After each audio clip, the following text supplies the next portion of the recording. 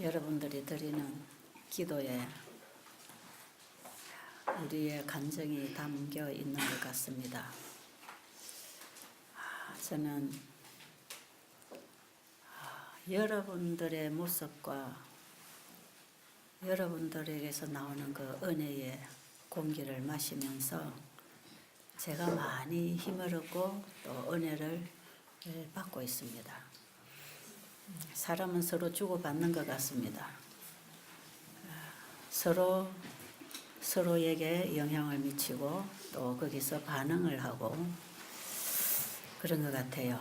저는 이 단상에 설 때마다 실제로 제가 강의 내용을 막 준비를 하고 나오지 잘 않습니다. 1년 내내 어떻게 보면 말씀을 전하는 일인데 그때 환자들이 우리 이런 집회가 아니라도 환자들의 기도와 찬양과 그들의 감정을 담아서 제 가슴에서 은혜를 받고 함께 공감을 하는 그런 강의를 쭉 해왔습니다. 그래서 제 강의 내용은 청중들이 주는 것 같아요. 이 집회도 마찬가지예요. 이 집회도 여러분들이 제게 말씀을 끌어내 주시는 것 같아요. 강사들이 여러 명이 함께 강의를 하면 또 그렇습니다. 공감되고 같이 은혜가 될 때 계속 받아서 나가지요. 받아서 나가고 받아서 나가면서 백성들에게 한 길을 인도하고 싶은 그런 간절함, 그런 필요성을 느끼고 있어요. 저는 이 집회를 재림 집회 같은 거 하면 강사가 반드시 전체 강사의 강의를 들어야 된다. 저는 그렇게 얘기하죠. 자기 시간만 와서 강의해놓고 간다. 그럼 전혀 그게 흐름을 같이 흘러주는 게 아니라 깨버리는 수가 있거든. 우리 목사님 죄송합니다. 지금 목사님 같은 경우는 특별한 경우예요. 예, 목사님 함께 계실 수 없는 분이고 저는 그거 알고 초청했고요. 단 한두 시간 해주고 가셔도 엄청나게 많은 일을 하고 가시는 거기 때문에 지금 이런 얘기를 하는 게 아니고 그래서 제가 이 집회 강사를 초청할 때에 처음부터 끝까지 참여할 수 있는 분들을 상당히 많이 제가 고려를 합니다.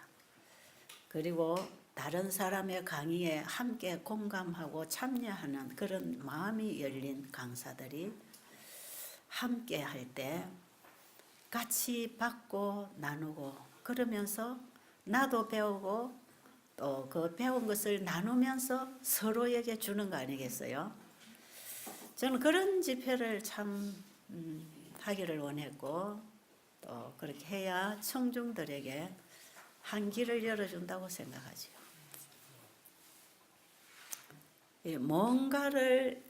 뭔가를 길을 열어주고 싶어서 집회를 열어놨는데 와서 딴소리 자꾸 하고 가면 이거는 정말 안 한 것만 못한 그런 경우가 참 많습니다. 저는 이번에 여러분들에게서 자꾸 강의를 받는 것 같아요. 말씀의 내용을 여러분들에게서 자꾸 받습니다. 여러분들의 기도와 신앙 고백과 찬양과 또 모임에서 나누는 대화들. 내가 지금까지 너무나 잘못 믿었다, 잘못 살았다. 이런 고백들. 우리가 믿는다고 했지만 뭘 믿고 살았는지 좀 생각해 볼 필요가 있겠죠? 이런 진지한 고백들을 들으면서 저는 굉장히 더 깊은 곳으로 들어가고 싶은 그런 필요성을 느끼면서 지금 말씀을 나누고 있는데요.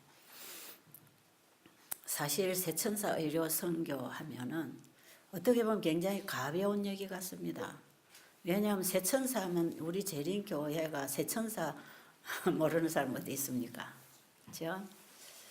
세천사 기별은 다 아는 거, 우리 재림교회가 가지고 있는 전체적인 기별이 세천사 기별이라는 걸 알기 때문에 우리는 다 세천사로 그 기별 속에 있다고 생각하기 때문에 전혀 이게 생소한 단어가 아닙니다. 이제 개신교회나 외부에서 들어오신 분들은 정말 생소하지요. 성경에 있는 얘기지만 그렇게 단어를 만들어 쓰지 않으니까.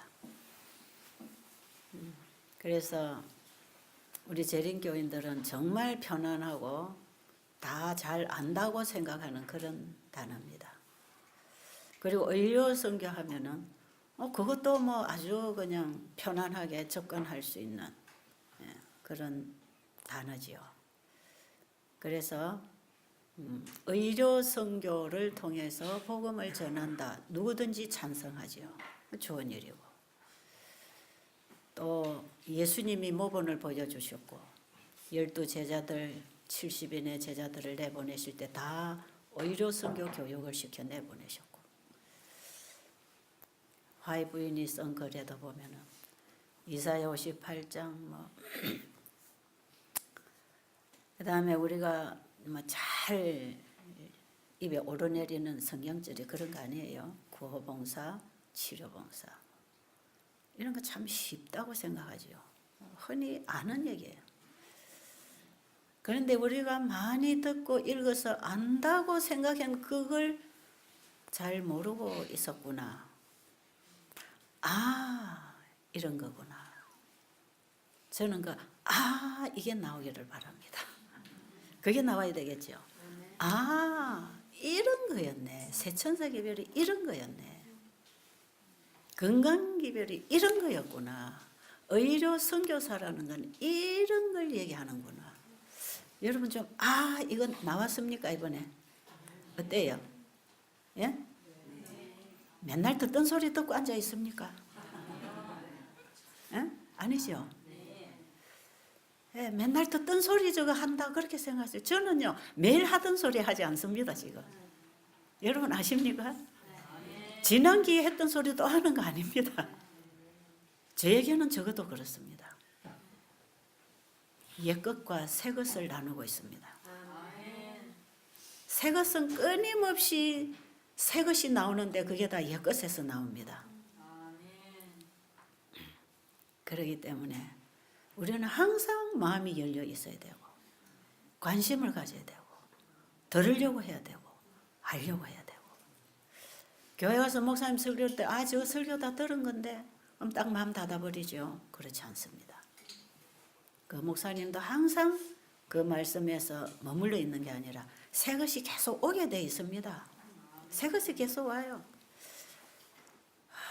제가 여기에 나오는 강의들 저는 저 안에서 지금 듣고 있잖아요. 조용하게 혼자서 제가 여기 나와서 보이도 안 하는 사람이 앉아 있으면 강사가 어디 있는지 보이지도 않으니까 차라리 제가 안에서 듣잖아요. 어떻게 보면 조용히 집중이 더 잘 될 수도 있어요. 하나도 안 빼놓고 제가 듣고 있습니다. 특별한 경우가 있어서 방해를 받을 때는 있지만 그렇지 않으면 전화기 딱 꺼놓고 듣습니다. 왜요? 거기에서 제게 많은 메시지가 오거든요. 옵니다. 나도 듣고 받고 배우면서 함께 내배운 것을 나누면서 보완하면서 우리가 진리를 점점 밝히 높여야 되는 것이거든요. 제가 이런 얘기를 왜 하느냐. 여기 오신 분들 제 강의 많이 듣고 오셨잖아요. 그렇죠? 제 강의 밖에서 한 번도 안 들어보신 분 별로 없을 겁니다. 우리 한우분들 밖에서 강의 많이 듣고 옵니다. 예. 물론 비재림 신자들입니다. 유튜브로 강의를 많이 듣고 오는데 딱 여기 와서 들어보면 이야 현장하고는 다르구나. 그리고 저 강의는 내가 밖에서 들었는데 처음 듣는 것 같네. 그런 게 왜 그럴까요? 자꾸 밝아지고 새로워집니다. 새 것은 옛 것에서부터 자꾸 나오는 거기 때문에 옛 것도 중요하고 새 것도 계속 나와야 됩니다. 여러분들이 밖에서 뭐 1기부터 지금 뭐 4기까지 다 들었으니까 들을 필요가 없다. 그런 사람 여기 오지 않았습니다. 그렇죠? 여기 오신 분들은 안에서 다 집에서 듣고 또 오신 분들이에요. 그런 여러분에게 이 성령이 임하셔서 지금 깨우치고 계시는 것이거든요. 그런 여러분에게서 나오는 신앙 고백들이 너무나 감동적입니다. 지금 앞으로요 10년 20년을 해도요 계속 들어야 될 것입니다. 그렇겠지요? 우리가 어제 먹은 밥 오늘 또 먹어도 또 힘납니다. 말씀은 한 번 먹고 끝나는 거 아니에요. 들은 소리라고 안 할 필요는 없어요. 왜냐하면 들어도 또 잊어버리니까. 제가 절대로 안 잊어버리는 말씀 하나 있어. 우리 김대성 목사님 말씀하시는 말씀 중에. 그게 뭐냐. 저는 우리 교회 성도들에게 굉장히 감사한 일이 있다 그래요. 그게 뭐냐. 예? 다 아시네. 우리 성도님들이 내 설교를 듣고 다 잊어버려 준다는 것입니다. 다 잊어버리기 때문에 그 설교를 또 해도 된다는 거지요. 잊어버리기 때문에 반복해야 될 필요도 있지만 한 번 한 설교를 똑같이 하는 건 아닙니다. 그렇잖아요. 절대로 똑같이 못합니다. 예. 저는 머리가 나빠서 더군다나 그거 안 됩니다. 그때 와야 합니다. 그때 성령께서 가르쳐 주셔야 됩니다. 또 좀 웃기는 얘기 할까요? 제가 이제 강의를 해놓고 나중에 어쩌다 보면 제가 제 설교를 듣잖아요.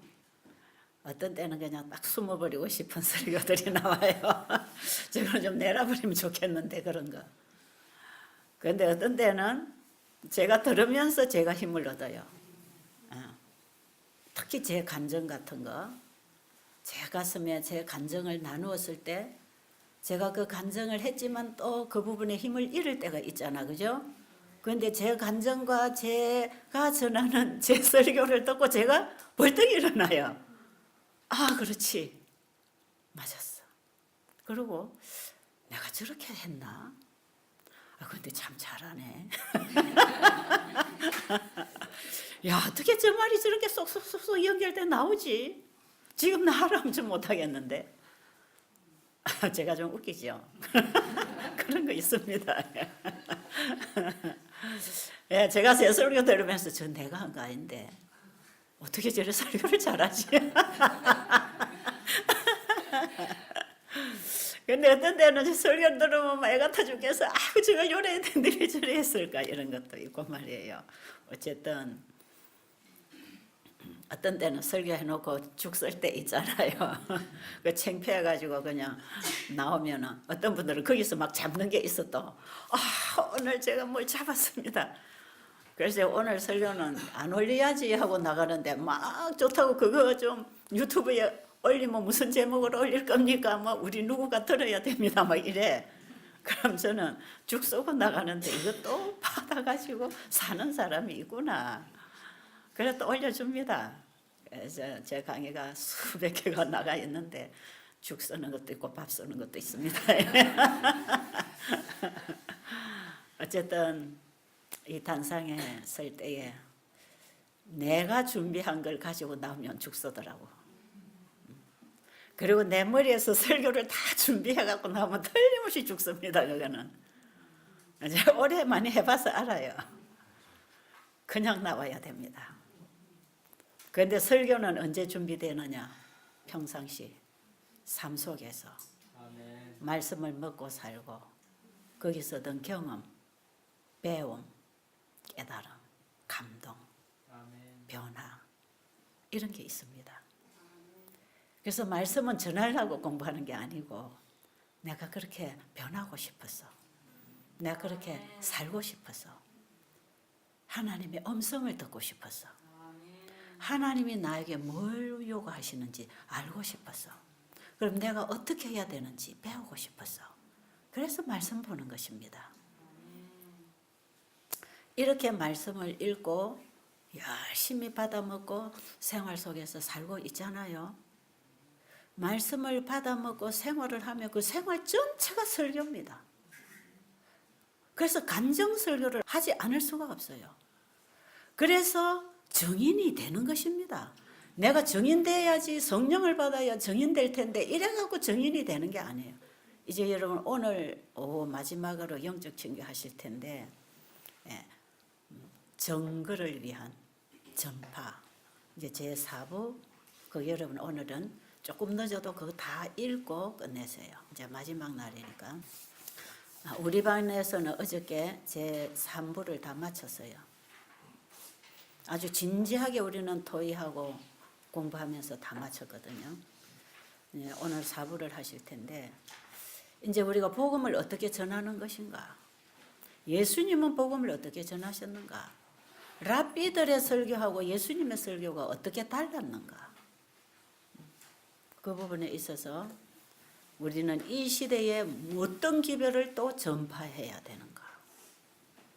이런 부분들을 간략하게 요약을 해놨으니까요. 그리고 설교자의 태도와 말씨, 음성 이런 것을 어떻게 해야 되는가? 거기 보면 설교자의 옷차림에 대해서도 굉장히 중요하게 다루고 있습니다.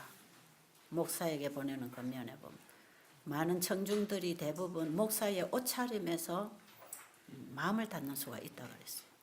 목사는 옷차림도 반듯해야 되고 절대로 고함을 치지 말라 그랬어요. 설교할 때 고함 치지 말라. 그리고 우주 앞에서 설교하라 그랬어요. 이 청중 사람들 앞에서만 설교하지 말고 우주 앞에서 설교하래요. 하나님이 다 보시면 우주 국민들이 다 보는 앞에서 설교하라는 거예요. 우리는 지금 몇몇 사람 앞에서 설교하잖아요. 그래 하지 말래. 설교는 짧게 하고 저는 설교를 조금 길게 하지요. 1시간씩 하는데 설교보다는 저는 주로 이제 강의를 하니까 조금 길어질 때가 있습니다. 어쨌든 무슨 기별을 전할 것인가도 알아야 되고 복음의 씨를 어떻게 뿌려야 되는가, 우리가 어떻게 복음 전파를 할 것인가도 중요하잖아요. 자, 제가 아침에 조금 이제 서두에 이런 잔소리 같은 말씀을 드렸는데 좀 참고가 되시면 좋겠고요. 오늘은 이제 본론에 들어가겠습니다. 계속 열다가 전체를 요약하느라고 자꾸 놓쳤기 때문에 오늘도 열다가 또 어떻게 될지 모르지만 일단 제3부 오늘은 서문을 우리가 함께 여러분이 영적 친교에서 다 읽으셨겠지만 서문을 함께 보도록 하겠습니다.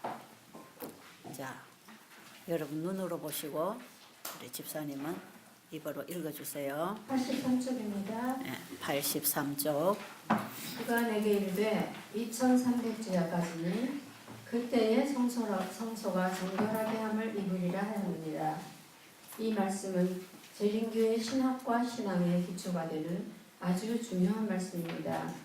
이 예언의 말씀 속에는 두 가지 중요한 사실이 기록되어 있는데 하나는 2300주야 끝이라고 하는 시기에 관한 예언이고 또 하나는 그때 일어날 성소가 정결하게 되리라는 사건에 관한 예언이었습니다. 그런데 1844년에 밀러주의자들과 함께 일어났던 재림운동의 실망은 그 사건에 대한 오해 때문이었습니다. 왜냐하면 다니엘서 8장 14절의 두 가지 예언 중 2300주야에 관한 예언은 봉함되어 있지 않았기 때문에 해석이 가능했지만 그때 일어날 사건인 성소가 정결하게 되리라는 예언은 봉함되어 있었으므로 그 시기가 되면 즉 마지막 때가 되면 열어주실 아주 중요한 사건이었습니다. 다니엘에게 주신 이상이란 단어를 원어에서 보면 때에 관한 이상과 사건에 대한 이상의 원어적 의미가 다르다는 것을 알 수 있을 것입니다. 즉 마레는 때에 관한 예언이고 하조는 사건에 관한 예언입니다.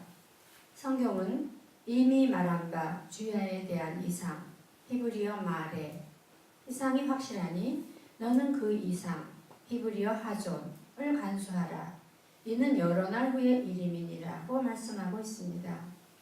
그리고 엘렌 지 화이트는 사도행전 585쪽에서 인봉된 책은 계시록이 아니요 말세에 관하여 언급한 다니엘서의 예언의 부분이다. 천사는 다니엘아 마지막 때까지 이 말을 간수하고 이 글을 봉함하라고 명령하였다라고 기록하였습니다. 재림 성도라면 누구나 이 예언적 기간과 사건에 관하여 잘 알고 있는 사실입니다. 그런데 이 중요한 사실, 즉 재림 성도의 신앙과 그들이 전해야 할 현대 기별임에도 불구하고 이 중요한 기별을 지나간 역사로만 기억하고 있는지도 모릅니다. 그러나 그때로부터 우리의 대제사장이신 예수께서는 회개한 성도들의 죄를 도말하여 성소를 정결하게 하시려고 마지막 단계의 속죄 사업을 하고 계십니다. 그분께서 부활하심을 승천하여 하늘에서 완성하실 일은 그분의 죽으심으로 시작되었던 것입니다. 성소 진리를 이해한다면 우리의 구원이 십자가에서 시작해서 십자가로 완성되는 것이 아님을 알 수 있을 것입니다. 죄인을 구원하시는 예수님의 사역은 늘 성소, 지성소의 세 단계의 사역이 있음을 보게 됩니다. 곧 칭의, 성화, 영화, 부르시고 의롭다 하시고 영화롭게 하시는 세 단계로 우리가 따라가야 할 길을 보여주고 있습니다. 이것이 또한 세 단계로 되어 있는 세천사 기별이기도 합니다. 그래서 세천사 기별은 곧 성소 진리입니다. 마태는 예수님에 관하여 아들을 낳으리니 이름을 예수라 하라. 이는 그가 자기 백성을 저희 죄에서 구원하실 자의 시민이라고 합니다. 예수님은 의인을 부르러 온 것이 아니라 죄인을 불러 죄인들의 죄를 처리해 주시려고 이 땅에 오셨습니다. 그 죄를 처리하시는 주님의 사역이 성소 진리를 통하여 분명하게 밝혀져 있으며 각 시대마다 선지자들이 전했고 사도들이 전했고 또한 예수님이 친히 말씀하신 복음 가운데 이 진리가 분명히 전파되었습니다. 특별히 2300주야 끝이 시작되는 시점부터 예수님이 재림하시기 전까지 이 진리는 큰 소리 외침으로 모든 민족들에게 전파되어야 할 기별로서 계시록 14장 6절로 12절에 함축하여 기록되어 있는데 이 기별을 엘렌 G 화이트는 세천사 기별 또는 첫째와 둘째가 포함된 셋째 천사의 기별이라고 합니다. 이제 우리는 본장에서 다루어지는 셋째 천사의 기별이 우리의 구원에 있어서 얼마나 중요한 기별인지를 엘렌 G 화이트 저서에서 읽게 될 것입니다. 우리는 이 주제에 대하여 알아야 하고 경험해야 하고 전파해야 할 중요한 사명이 주어져 있으며 이 기별에 늦은 비가 동반될 것이며 그 능력으로 복음 사업은 마치게 될 것입니다. 이 사업은 예수님 재림 전에 반드시 이루어져야 하며 이 복음 사업이 이루어지지 않는다면 예수님의 재림은 계속해서 지연될 수밖에 없을 것입니다. 이 기별에 모든 사람들의 영원한 운명이 걸려 있음에도 불구하고 많은 사람들이 이해하지 못하고 있다는 것을 엘렌 G 화이트는 다음과 같이 기록하고 있습니다. 영원한 복락과 현재 그렇게 필요한 이 주제에 대해 성경적인 진리를 스스로 이해하고 있는 자는 100명 중에 1명도 없다. 셋째 천사의 기별이 이 위기의 날에 설 수 있는 한 백성을 준비시켜야 한다. 그것은 큰 음성으로 선포되어야 하고 깨닫는 자가 거의 없는 한 사업을 완성시켜야 한다. 세 천사의 기별을 믿노라고 공언하는 그리스도인들 중에도 이 기별이 이 시대를 위한 것이라는 사실을 아는 자들이 거의 없다. 여러분이 지금 정말 맑은 정신으로 보시고 들으시면서 정리가 좀 되십니까? 정리가 좀 되세요? 예수님이 이 땅에 왜 오셨는지, 예수님이 왜 오셨습니까? 왜요? 우리 죄를 해결해 주시러 오셨습니다. 예수님이 이 땅에 오신 목적은 우리 스스로 해결할 수 없어서 죽어가는 죄를 그분이 해결해 주시려고 오셨어요. 우리는 예수님에게 자꾸 뭔가를 잘하고 열심히 뭐 하고 뭐 해서 그 공로로 좀 뭔가 잘 보이고 공을 닦고 착해서 하늘에 가려고, 여러분 이런 생각을 좀 다 내려놓으시기 바랍니다. 그냥 다 내려놓으세요. 우리 아침 나오셔서 기도하신 우리 한 성도님의 기도처럼 처절하게 자신의 죄를 가지고 예수님께로 가십시오. 아침마다 여러분들이 교회당에 나와서 진지하게 회개하고 계시는 모습들, 정말 그게 중요합니다. 그게 중요합니다. 내가 누군데, 내가 뭘 얼마나 했는데, 얼마나 아는데, 이게 중요한 게 아니에요. 예수님은 내가 죄인을 부르러 왔다. 그런데 우리는 자꾸 의를 갖다 드리려고 그래. 자꾸 내 착함과 내 잘함과 내 선을 자꾸 갖다 드리려고 하는데 그 필요 없다는 것입니다. 예수님은 너 상태를 나 다 알아. 네가 아무리 착한 척해도, 네가 아무리 어려운 척하고, 네가 아무리 사랑이 있던 척해도 내가 다 알아. 그거 아니야. 나를 속일 수는 없어. 너희들은 본질적으로 다 죄의 종이야. 너는 죄 때문에 의를 행할 수도 없어. 그걸 나에게 가지고 와라. 내가 해결할게. 여러분 이게 성소 진리지요? 구약의 성소가 이거 얘기하는 거 아닙니까? 성소에 오는 사람들이 의를 갖고 옵니까? 죄를 가지고 옵니까? 양의 피를 가지고 오지 아니하면 하나님 앞에 간합이 안 되는 것입니다. 우리가 교회 오면서 뭐 가지고 올 겁니까? 착한 거 잘난 거 자랑하러 옵니까? 좋은 옷 예쁜 거 자랑하러 옵니까?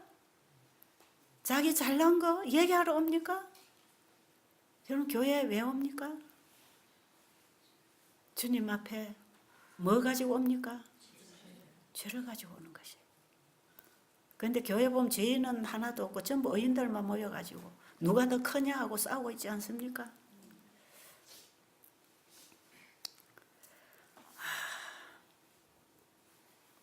여러분 좀 우리 진지하게 예수님을 봅시다. 예수님을 좀 바라보자고요. 아마 오늘날 교회 우리의 예배에 예수님이 방문하셨다면 다 뒤집어 엎어버릴 겁니다. 아마. 내가 언제 이런 예배 드리라고 했냐? 내가 언제 이런 거 받겠다고 했냐? 얼마나 답답하시겠습니까? 오실 메시아를 가르쳐주고 그 메시아를 믿음으로 그들이 진정으로 죄인의 상태에서 그 속죄 양을 잡을 때에 하나님의 아들을 죽이는 그런 아픔과 거기에만 나의 구원이 있다고 하는 믿음으로 제사를 드려야 되는 이 백성들, 제사를 지도하는 제사장들이 뭐하고 있었습니까? 예수님이 성전을 정결하게 하신 그 심정이 다 뒤집어 엎는 겁니다. 이런 거 언제 내가 가르쳐 줬느냐? 너 이런 짓거리를 교회에서 하고 있냐? 지금 보시면 지금도 예수 팔아 장사하는 데가 많습니다. 교회. 예. 여러분 예수님은 죄인을 부르십니다. 우리가 그만 죄인 인정합시다. 지금 이 죄인인 거 인정해야 죄 용서와 도말을 받고 새 옷을 받아 입을 거 아닙니까? 우리의 죄를 적나라하게 열어주려고 하나님의 율법을 적나라하게 펼쳐놓은 것이 연애신입니다. 그렇죠? 성경을 우리에게 주셨지만 그것을 조목조목 더 펼쳐서 하나님의 품성, 그분의 율법 속에 보관된 그분의 품성이 뭔지를 우리에게 더 밝히 보여주므로 우리의 죄가 더 잘 보이도록. 저는 옛날에 그런 의미를 모르고요. 성경을 읽어도 정죄를 당해서 읽기가 싫었는데 연애신을 읽으면요. 사사건건이 걸려. 뭐 간식 하나 하는 것까지, 화낸 거 하나까지 그냥 말투 하나까지 사사건건이 걸려가지고 진짜 그 책이 부담스러워서 저는 안 읽었어요.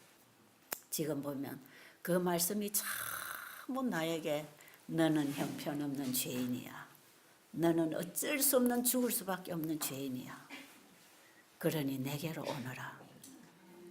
지성소로 부르시는 그분의 메시지입니다.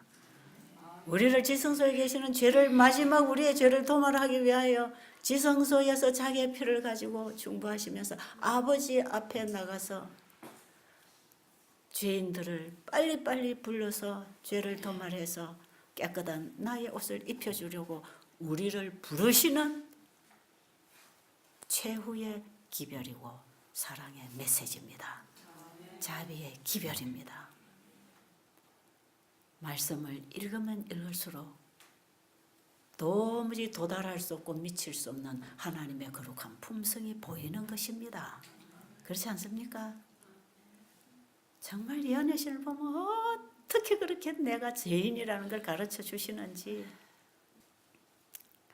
예, 성령의 열매 있죠. 성령의 열매입니까? 예, 성령의 열매 뭡니까? 예? 사랑과 희락과 화평과 온유와 절제와 충성. 고린도전서 13장에 사랑은 오래 참고 사랑은 온유하고 사랑은 어쩌고 저쩌고. 천사의 말을 할지라도 사랑이 없으면 깽가리가 된다는 거죠. 자기 몸을 불사르게 내주고 봉사하고 헌신하는데도 사랑이 없으면 그 사랑이라는 거 우리가 하고 있는 그게 사랑이 아니라는 걸 보여주는 거 아닙니까? 사랑은 누굽니까? 하나님 그분이 사랑이십니다. 그분께로 오라는 것이에요. 너는 희망 없어. 어떤 날 보니까 제가요, 이 성령의 열매가 나한테는 하나도 없더라고. 열심히 나는 말씀을 순종하고 말씀대로 가르치고 살고 봉사하고 수많은 영혼들을 복음을 전하기 위해서 살아왔는데 가만히 말씀을 보니까 내 안에 그 사랑이 없어. 산상보훈을 읽으면은 형편없는 죄인이야 나는. 그런데 딱 뭐가 한 가지 있느냐면 의에 줄이고 목마른 자. 그거 내 거더라고. 그 사랑이 고파가지고 사랑에 의에 줄이고 목이 말라 있는 나. 그거는 내 거구나. 그러면 하나님이 주신다고 했구나. 그렇죠? 네, 목마른 자는 주신다는 겁니다. 그게 희망이었어요. 산상보훈에서 예수님이 선포하신 그 복음은요, 그분의 품성을 선포하는 것입니다. 너희들이 이걸 받아라. 그래야 하늘 백성이 된다. 그거 아니에요. 성경의 하나님의 품성은 너희들에게는 이게 필요하다. 지금 너희들은 이게 필요해. 이거 내가 너희들에게 주려고 너희들의 죄를 담당하려고 내가 왔다. 나는 의인을 부르러 오지 않았다. 왜? 의인은 없으니까. 그러니까요. 예수님을 찾지 않는 사람들은 다 자칭 의인들입니다. 내가 무슨 죄를 지었나? 나 도둑질도 안 하고 간음도 안 하고 나 이렇게 봉사만 하고 복음만 전하고 나는 열심히 하나님께 충성만 했는데 내가 무슨 죄인이야? 죄인이 하는 일은 다 죄랍니다. 더러운 옷을 입고 있답니다. 인간이 만든 옷은 하나님 앞에 간합이 안 된답니다. 그렇잖아요. 자기 옷은 입고 가니까 내쫓기잖아요. 간합 안 됩니다. 우리. 여러분 이 믿음으로 말미암은 의라고 하는 것을 칭의와 성화와 영화의 매 단계에 필요한 것입니다. 칭의도 죄를 갖다 드릴 때 받는 것이고 성화도 죄를 갖다 드리면서 자라면서 받는 것이고 영화도 우리의 죄를 온전히 드림으로 받아 입는 옷입니다. 그렇잖아요. 이번에 우리가 세 단계의 그분이 주시는 의 우리가 어떻게 받아 완전해지는가 이걸 우리가 지금 성소 진리를 통해서 배우고 있지 않습니까? 병자에게는 의원이 필요하지만 건강한 자에게는 의원이 필요 없듯이 나는 죄인을 부르러 왔다. 나는 죄인에게 필요하다. 나는 죄인에게 필요한 구주다. 의인은 나의 도움을 받을 수 없다. 그럼 여러분 죄인 되겠어요? 될 거예요? 의인 되고 싶으세요? 죄인 되고 싶으세요? 여러분 자신이 죄인이라는 걸 깨닫는 여러분들은 복받은 자들입니다. 정말 그들이 복받은 자들이에요. 인간이 십자가 앞에 무릎 꿇을 때 뭐 가지고 무릎 꿇습니까? 죄 때문에 무릎 꿇잖아요. 인간이 십자가 앞에 무릎 꿇을 때 인간이 도달할 수 있는 최고의 지점에 도달한 것이다. 인간의 가장 아름다움은 십자가 앞에 무릎 꿇을 때 드러납니다. 인간이 도달할 수 있는 최고의 지점은, 성화의 지점은 그분 앞에 무릎 꿇는 것입니다.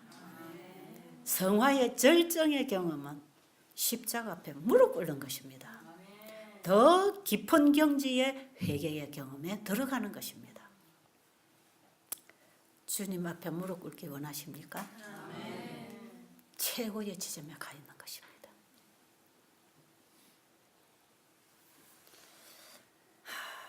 제3부 1장에 보겠습니다. 대쟁투 489페이지 있는 내용 있어요. 한번 찾아보세요. 85페이지입니다. 네, 85페이지.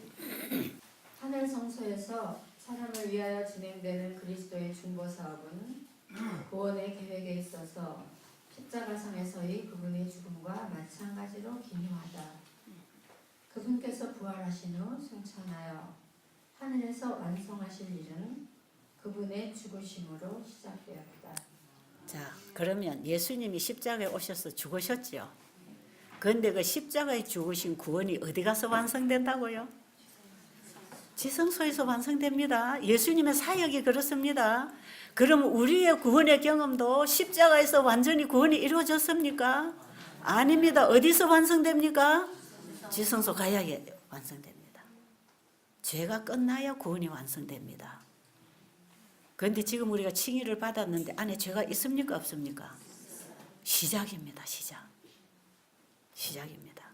예수님의 보호를 받고 예수님의 인도를 받고 예수님 안에서 배우고 가르침을 받아서 끊임없이 주님의 가르치는 그 빛을 따라서 내가 처절한 죄인이라는 걸 깨닫고 날마다 십자가 앞에 무릎 꿇으면서 그분에게 배우고 받아먹고 살아감으로 지성소에 죄를 도말하는 그 속죄의 사역에 들어가는 것입니다.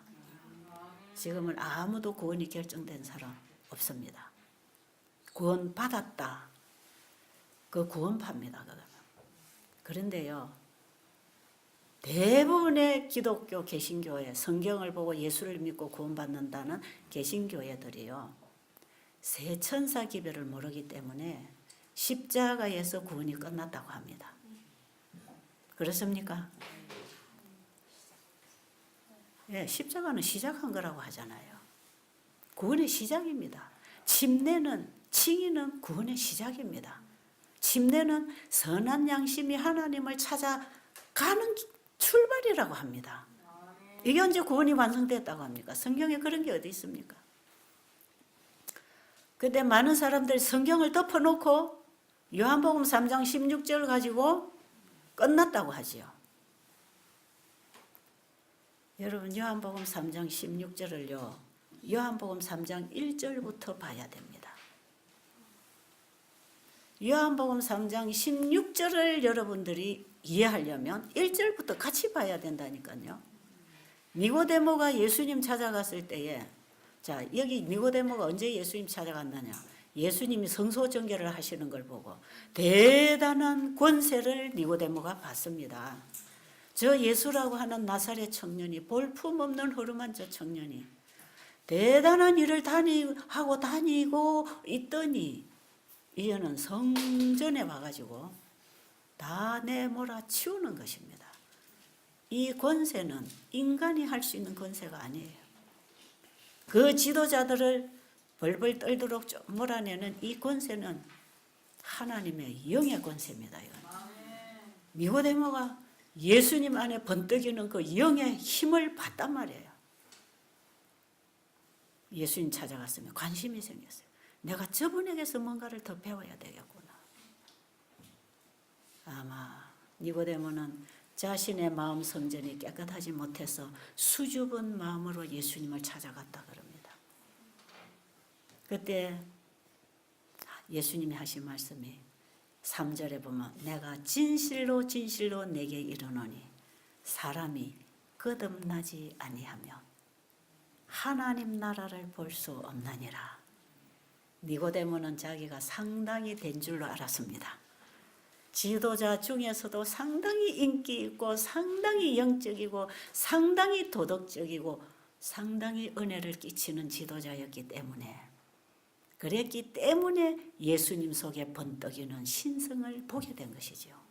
그러나 그것을 인정하려고 하지 않았습니다. 이 자아가. 그래서 하늘로부터 온 선생이라고 얘기합니다. 그런데 니고데모의 영적 분별력은 예수님이 보통 선생이 아니라는 걸 알았단 말이에요. 이렇게 찾아갔지 않습니까? 이렇게 훌륭한 지도자입니다. 그런데 한 가지가 부족하다. 그게 뭡니까? 한 가지가 부족하다. 네가 거듭나지 아니하면 하나님 나라를 볼 수 없느니라. 야, 이거 청천벽력 같은 선고 아닙니까? 나는 이 정도면 구원은 따놓은 건데, 받아놓은 건데 무슨 소리야? 부자 법관이 예수님 앞에 와서 내가 다 지켰다고 할 때에 아니야, 한 가지 부족한 게 있어. 네가 가진 걸 다 가난한 자에게 나눠주고 나를 따르라. 그건 뭐예요? 네가 열심히 행하고 잘한 거는 맞다. 그러나 네가 나를 믿어야 영생을 얻는다. 그걸 가르쳐 준 거예요. 예수님을 진짜 믿으면 자기가 가진 소유를 다 팔아서 그분을 섬기게 될 것입니다. 그게 복음의 능력입니다. 복음을 받은 자에게서 일어나는 반응입니다. 그게. 그런데 슬퍼하고 돌아갔잖아요. 그거 하나가 부족하면 구원 못 받는다는 얘기입니다. 우리가 아무리 선행을 하고 아무리 훌륭한 지도자라 할지라도 아무리 많은 재물을 나눠주고 선행을 하고 복음 전파에 자기가 바쳐졌다 할지라도 거듭나지 아니하면 영생은 없다는 것입니다. 그 얘기 아니에요. 왜 부자 법관이 어떻게 해야 영생을 얻겠냐고 하는 질문을 가지고 왔기 때문에 니고데모는 사람이 네가 아무리 선하고 착하고 유식하고 능력이 있어도 사람으로서 거듭나지 아니하면 하나님 나라 볼 수 없다는 거야. 니고데모가 충격받았습니다. 자존심이 상했습니다. 당황했죠. 그래서 뭐라 그럽니까? 뻔히 다 예수님 말씀 내용은 이해가 되는데도 불구하고 엉뚱한 소리 하는 거죠. 뭐예요? 내가 이렇게 늙었는데 어떻게 모태에 들어갔다 나올 수 있삼나이까? 그 말이 되는 소리예요? 안 되는 소리예요? 영문육답하는 거지 뭐. 그렇잖아요? 예수님은 영적으로 거듭나를 하는데 이 사람은 육적으로 다시 나야 된다고 말하는 이 사람은 몰라서 그 말을 한 게 아니라는 것입니다.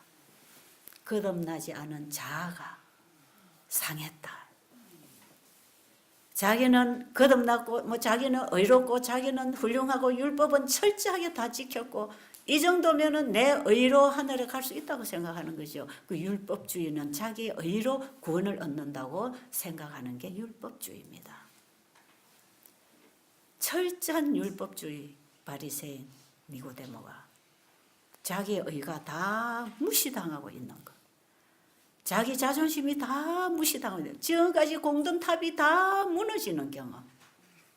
그런 마음에 자아가 상처를 받는 경험 했거든요. 예수님 그걸 다 아십니다. 그 마음을 읽으시는 분입니다. 그래서 니고데모에게 차근차근 가르쳐 주십니다. 예, 그런 게 아니고 물과 성령으로 거듭나는 거야. 모태에 들어갔다 나오라는 얘기가 아니고 물과 성령으로 거듭나야 된다. 침례지요. 예수님도 침례 받으셨죠?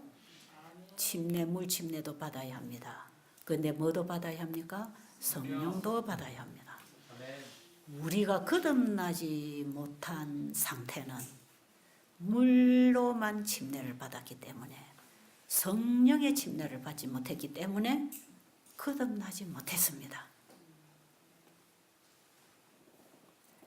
물은 하나의 상징이었고 성령은 실체입니다. 상징을 통해서 실체를 만나야 되는 것이에요. 그게 진짜 침례예요.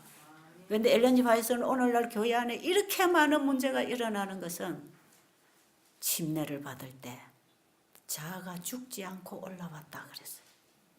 자아가 죽지 않고 올라왔기 때문에 성령으로 거듭나지 않았다는 것입니다. 이런 사람들이 교회에 많이 있기 때문에 교회에 문제가 있고 교회가 이렇게 되어간다고 하는 것이죠. 알았게 누가 저에게 와서 나 재침례 받으면 좋겠어요. 그 말을 하길래 물에 들어가는 침례 받을 필요 없다. 그건 했잖아. 성령의 침례를 받으면 된다. 저 그런 얘기했어요. 여러분, 내가 정말 이 상태가 아니라서 다시 침례 받고 싶다는 그런 마음이 들면 성령의 침례를 받으시기 바랍니다. 회개를 통해서 칭의를 받으시기 바랍니다. 거듭나야 된다고 하는 것입니다. 왜요?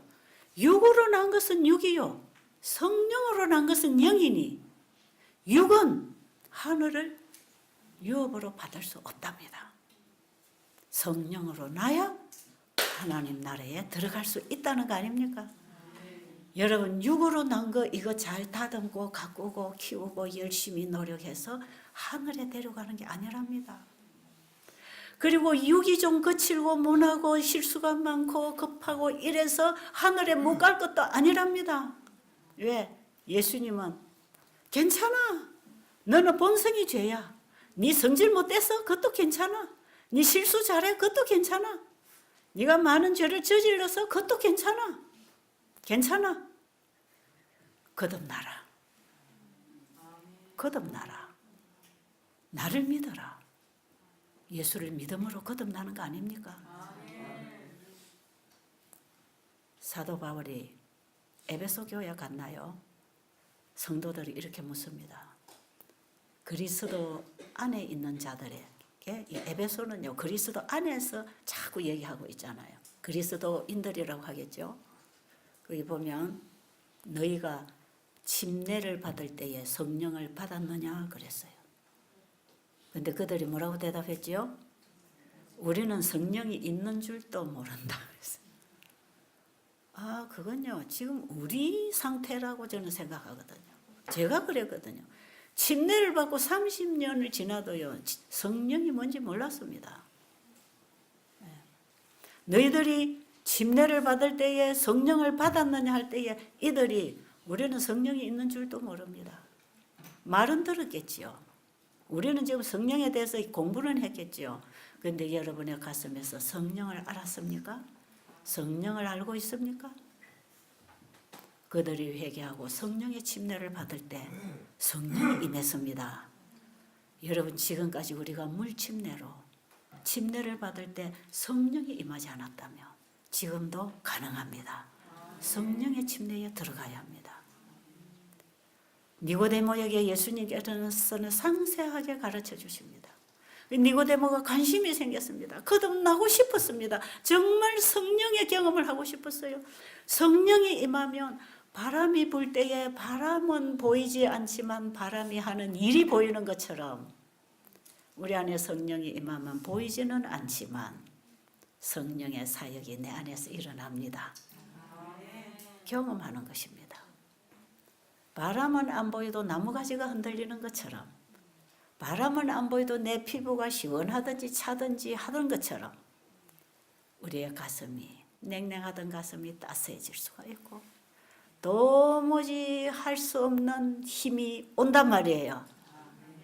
그리스도의 사랑이 역사할 때 사랑으로 역사하는 그 믿음이 하나님의 말씀을 먹고 받고 살도록 역사합니다. 그래서 거듭난 성도는 말씀을 먹고 사는 새 사람으로 출생한 것입니다. 육의 사람은 육의 음식만 먹고 살지만 성령으로 거듭난 사람은 말씀을 먹고 삽니다. 말씀 안 먹으면 죽습니다. 아이가 태어나서 젖 안 먹으면 굶어 죽듯이 우리가 거듭난 성령의 경험을 하고도 말씀으로 먹고 끊임없는 빛으로 살아가지 아니하면 이게 성화 아닙니까? 이게 자라는 거 아닙니까?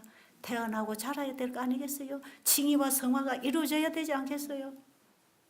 한번 예수를 믿고 영접했다고 그 감동으로 평생 가는 게 아니고 그 감동이 끊임없이 매 순간 주님 앞에 무릎 꿇고 그분의 가르침을 받고 살아가면서 자라는 것입니다.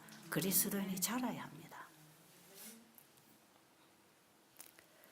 그래서 이 니고데모가 어떻게 그렇게 경험할 수 있을까요? 하고 관심 있게 예수님에게 물어볼 때 예수님께서 모세가 광야에서 뱀을 든 것 같이 인자도 들려야 하리니 바로 당신 앞에 있는 나를 가리키는 예수님 자신을 소개합니다. 그 유대 지도자들 중에 가장 열려있고 칼급하고 의에 줄이고 목마른 이 한 지도자 앞에 예수님은 자신을 발표하는 것이요. 어떻게 거듭나는가? 나를 믿어야 된다 이 말이에요. 그렇잖아요. 나를 믿어야 된다. 모세가 광야에서 뱀을 뜬 것 같이 인자 사람의 아들 온 자기 자신 인자도 들려야 하리니 누구든지 저를 믿으며 영생을 얻으리라. 그 다음 절이 16절입니다. 하나님이 세상을 이처럼 사랑하사 독생자를 주셨으니 저를 믿으면 멸망치 않고 영생을 얻으리라. 영생은 예수님이십니다. 예수님을 믿어야 영생이 있고 거기서부터 생명이 들어온 새 아이가 태어나서 자라가는 것입니다. 니고데모가 그게 무슨 소리인지 가물가물했습니다. 그런데 나중에 니고데모가 예수님이 십자가에 달리는 모습을 멀리서 바라보면서 시대 소망의 니고데모장에 보면 세상의 구주를 보았다 그럽니다. 니고데모가 세상의 구주를 세상을 구원하러 오신 바로 나를 구원하러 오신 구주를 보았다. 뭡니까? 내가 보았다. 만났다. 틀림없다. 개인의 구주가 니고데모 안에 임했습니다. 믿음으로 임했죠. 예수님이 임하시는 순간 그분을 믿는 순간 니고데모는 사라지고 예수님이 니고데모 자리에 임하신 것입니다. 주인이 바뀌는 것입니다. 이게 거듭나는 것입니다. 우리가 주인이 바뀐 삶을 살다가 실수하고 넘어질 수는 있지만 내 안에 주인은 내가 아닙니다. 주님이십니다. 우리는 주님의 뜻을 행하기 위하여 그분 앞에 무릎 꿇어야 됩니다. 제가 요즘에 날마다 일어나면 하는 기도입니다. 지금 오늘도 마찬가지. 주님, 나는 아무것도 모르겠습니다. 나는 아무것도 할 수 없습니다. 나는 뭐가 뭔지 모르겠습니다. 한 치 앞도 모르겠습니다. 아침에 나가서 내가 무슨 말씀을 전해야 될지도 모르겠습니다. 그냥 주님이 저를 가지십시오. 그냥 주님이 저를 가지고 주님이 필요한 대로 쓰십시오. 입이 주님의 입이 되기를 원하고 내 몸이 주님의 몸이 되어서 주님의 뜻을 이 땅에서 이루시기를 원합니다. 그 외에 아무것도 계획도 없고 이걸 해야 되지 이렇게 하는 것이라 하는 거는 알고 있지만 내가 어디서 어떻게 출발을 하고 걸어가야 될지 아무것도 몰라요. 실제로 정말 모릅니다. 모른다가 답이더라고. 모른다가 하나님이 다 아신다 그겁니다. 그래서 종은 주인의 명령을 기다리는 것이지 종이 주인을 부리는 거 아닙니다. 여러분, 저는 예전에 이 사실을 깨닫고요. 기도 제목이 없어졌습니다. 옛날엔 기도 제목을 책상 위에다 주르륵 써놓고는 뭐 금년에 영혼을 몇 명을 주세요. 뭐 어쩌겠습니다. 뭐 하게 해주세요. 온갖 거 써놨는데요. 영혼 구원도 내가 하는 게 아니구나. 주님이 하시는 거구나. 나를 주님께 드릴 때 그분이 하실 거구나. 내 자녀들, 내 미래, 내가 하는 일, 막 복 달라, 건강하게 해달라, 잘하게 해달라. 옛날에는 구질구질하게 많이 했습니다. 지금은 딱 한마디예요. 저는 모르겠습니다. 나의 필요를 주님이 더 잘하십니다. 나의 필요는 내가 하는 것보다 주님이 더 잘하십니다. 내가 구하는 건 다 이기적인 것입니다. 나를 위해서 구합니다. 내가 주님의 일을 하려고 구하고 있습니다. 내가 구하는 것은 다 내 뜻입니다. 그러나 나의 원대로 마옵시고 아버지의 원대로 되기를 원합니다고 기도하신 주님은 그렇게 사셨고 제자들에게도 그렇게 기도하라고 가르쳐 주셨습니다. 여러분 기도 어떻게 하고 계십니까? 훌륭한 복음 전도자가 되기 위해서 그렇게 기도하고 있습니까? 의료 선교사가 되게 해달라고 기도하고 있습니까? 주님께 드리시기 바랍니다. 주님이 내 안에 일하시면 의료 선교사가 됩니다. 우리는 이 믿음으로 말미암은 의가 어떻게 우리 안에 경험되어야 되는지를 우리는 첫 단추부터 바로 끼기 시작해야 됩니다. 이게 우리가 바로 되지 않으면, 칭의가 바로 되지 아니하면 성화도 행위로 한단 말이에요. 완전도 자기 행위로 이루려고 한단 말이에요. 품성이 변화돼야 된다는 말 맞아요. 왜 내가 변화시킬 수 있나요? 안 됩니다, 여러분. 우리의 완전한 품성은 그분의 품성을 우리에게 줄 때 되는 것입니다. 자,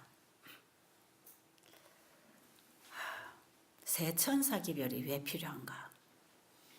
왜 모든 나라와 족속과 방언과 백성에게 전체에게 새 천사기별을 전해야 되는가? 다 나름 예수 잘 믿고 구원받고 있는데 왜 새 천사기별을 모든 민족들에게 다 전해야 되는가? 그리고 먼저 왜 내 교회 안에 또 전해야 되는가? 여러분 새 천사기별은 정확하게 우리의 죄를 취급해 주시는 예수님을 따르는 것입니다. 예수님을 알면 예수님 전합니다. 그렇잖아요. 전도가 먼저 되면 전부 자기 행위로 하려고 그러죠. 망칩니다. 여러분 전도하려고 뛰어나가면 망쳐요. 예수님을 만나야 합니다. 예수님을 알면 그분을 경험하면 전도하지 말라고 막아도 목숨 걸고 가서 전하는 것입니다. 그렇게 전도가 이루어져야 돼요. 어저께 우리 방에 계시는 집사님이 한 목사님이 어디 갔다 그랬죠? 저 이슬람 국가에 거기 가서 목숨을 걸고 개척하면서 지금 그 영혼들을 구하기 위해서 일한다는 소식을 들었어요. 몸이 8kg가 빠졌다나 7kg가 빠졌다나 새까맣게 타가지고 그곳에 복음의 불모지에 복음을 전하기 위해서 자기를 불태운다고 하는 그분 얘기를 제가 들으면서 나는 너무 편하게 전도하고 있구나. 그런 생각이 들어서 죄송스러웠어요. 그러나 우리는 각자가 내가 할 일을 하면 됩니다. 내 있는 곳에서 내가 할 수 있는 모든 것을 통해서 그 영혼을 위해서 내 모든 것을 드리는 것입니다. 그 영혼을 구하기 위해서 내까지 주는 것입니다. 어디에 있든지 그것이 예수님의 사랑으로 불타는 경험을 하는 사람들입니다. 복음 팔아먹는 장사하지 말고 복음을 전하는 사람이 돼야 됩니다. 영혼을 살리는 복음 전도자가 돼야 합니다. 여러분 우리 자신을 다시 한 번 더 살피고 어떻게 시작을 하는가? 십자가 앞에 무릎 꿇으면 시작합니다. 내가 시작하는 거 포기하고 그분이 일을 하시도록 드리라는 것입니다. 이것을 어디까지 하는가? 칭의에서부터 처음 무릎 꿇는 그 순간부터 우리의 죄가 도말될 때까지 하라는 것입니다. 칭의에서 무릎 꿇어야 하고 매 성화의 단계에서 무릎 꿇어야 하고 죄가 도말되는 마지막 속죄 사역 앞에 가서도 무릎 꿇어야 합니다. 그래야 주님이 일하실 것입니다. 그래야 주님이 준비하신 걸 우리에게 주실 것입니다. 이 복음을 전파하라는 것입니다. 이것이 이 시대의 현대기별로 전파가 돼야 돼. 여러분 성경을 쫙 보면 전부 이 새 천사기별 얘기합니다. 성령이 우리 안에 임하시면요.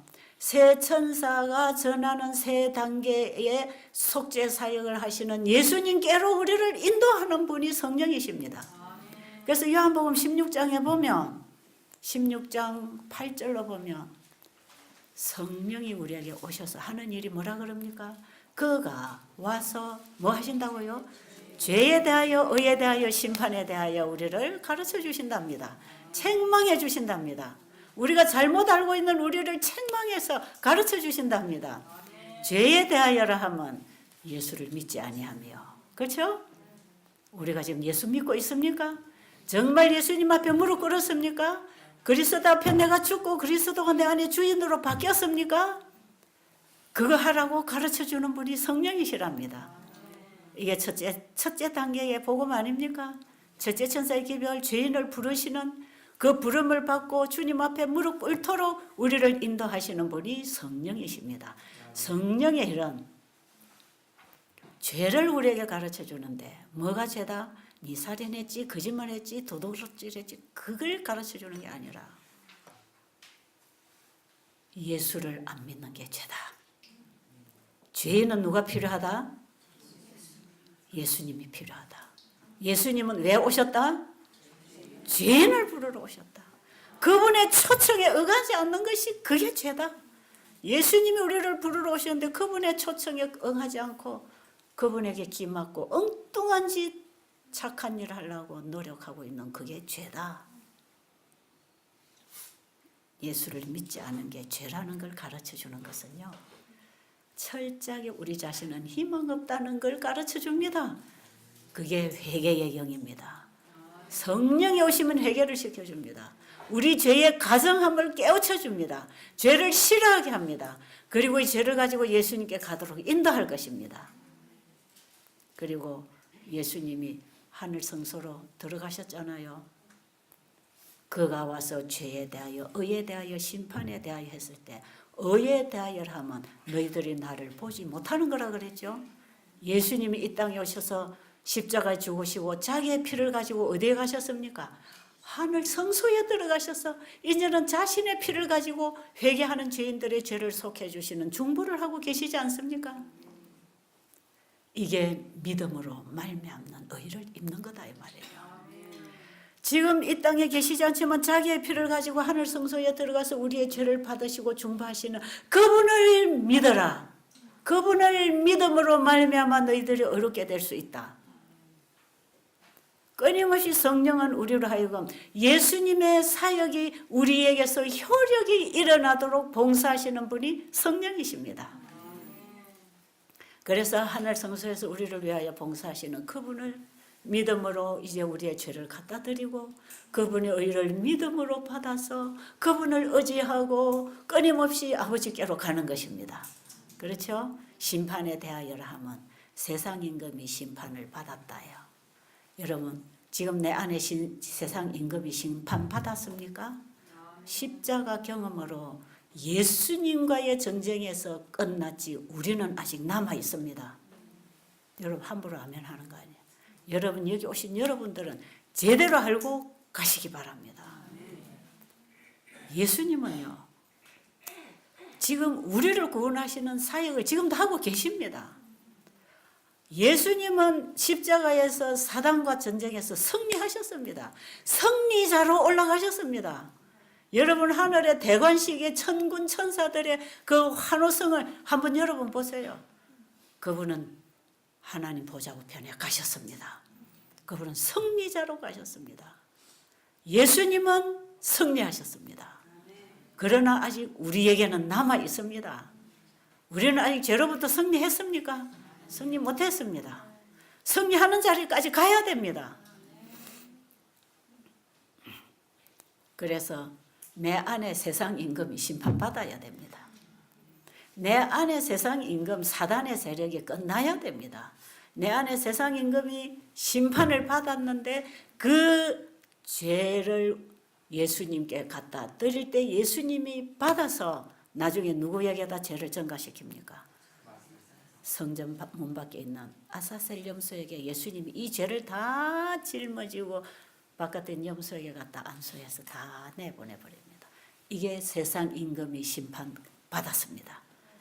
내 안에 죄로부터 완전히 죄로부터 정결하게 해서 성소를 정결하게 해서 세상 임금이 이제는 자기가 갖다 준 죄를 자기가 책임져야 되는 공의로운 심판을 끝내실 것입니다. 지성소에서 끝내시는 것입니다. 그 죄가 아사셀에게 넘겨질 때까지는 아직 우리 끝나지 않았어요. 하나님의 이 속죄 사업이 허지부지 끝나는 게 아닙니다. 이게 철저하게 우리 안에 죄를 다 회개시켜서 그분에게 갖다 드릴 때 그분이 그 죄를 받아서 사단에게 옮겨줄 것입니다. 왜요? 예수님은 승리자시니까. 이미 이겼지 않습니까? 자, 이거 가져가. 이건 네 거야. 이제는 내 백성이 있는 진중에 절대로 오지 말고 너는 영원히 네 죄를 가지고 책임지고 끝나버려. 그리고 성 밖으로 내보내는 거죠. 그게 조사심판입니다, 여러분. 이게 정결사업입니다. 이게 성소 정결사업입니다. 이걸 언제부터 시작했느냐? 1844년 성소가 정결하게 되리라고 하는 2300주야 끝에 그 시기부터 이 일을 하고 계신다 이 말이에요. 그렇게 해서 죄는 완전히 끝내버리고 죄 없는 자를 데리러 이 땅에 오십니다. 그래서 예수님 재림하실 때에 성소가 정결하게 된 자들은 이제는 죄 없는 몸으로 변화를 받든지 부활을 해서 하늘에 갈 거 아닙니까? 예수님이 1844년에 지성소에 들어가시기 이전 시대의 의인들은 죽어 있는 상태에서 정결함을 받습니다.